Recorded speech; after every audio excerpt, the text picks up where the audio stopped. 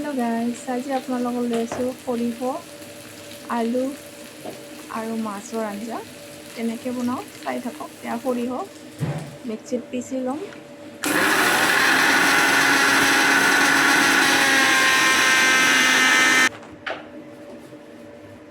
এয়া পিচা হৈ গ'ল মিক্সিত। এতিয়া উলিয়াই ল'ম।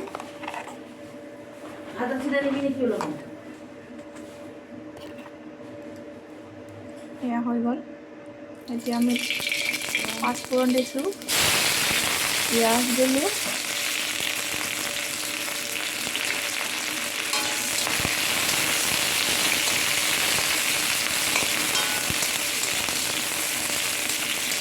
পিঁয়াজখিনি অলপ ভালকৈ ভাজিব লাগিব ৰঙা ৰঙা হোৱাকৈ।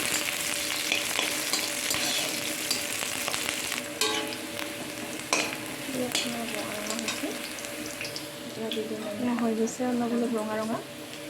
এতিয়া দিছোঁ আদা নহৰু কেঁচা, মিক্সিত পিচি থোৱা হৈছে আগতে।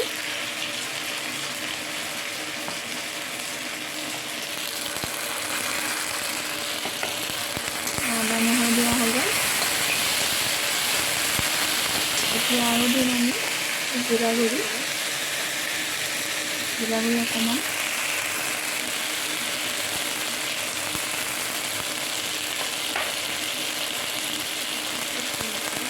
চব্জি মছলা দিছোঁ অকণমান লৰাই দিছোঁ।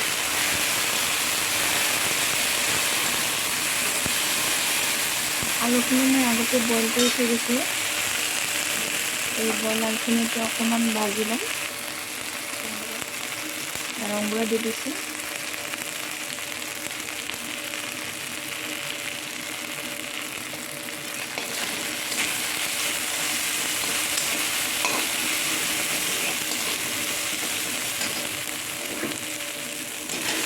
আলুখিনি দি দিলোঁ।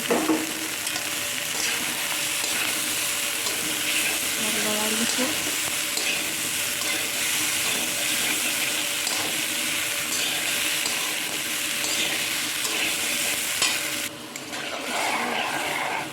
অলপমান পানী দি দিছোঁ, বেছি শুকান হৈ গৈছে।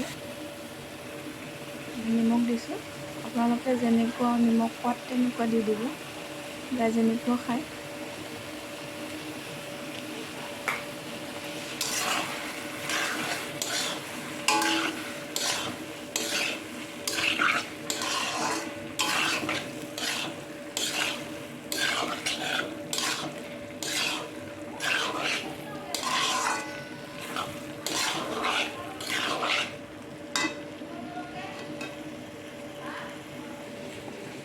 এতিয়া দিম আমি সৰিয়হ পিচাখিনি দি দিছোঁ। গোটেইখিনি দিলোঁ।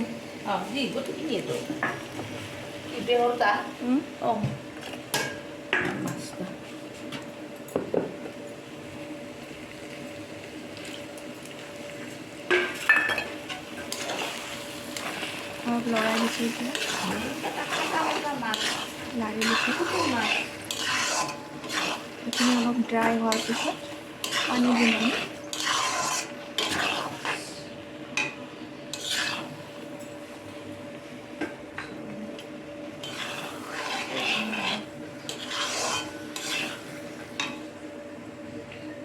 মাছ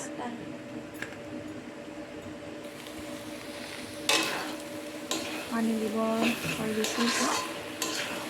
পানীখিনি গৰম কৰি থোৱা আছে মই।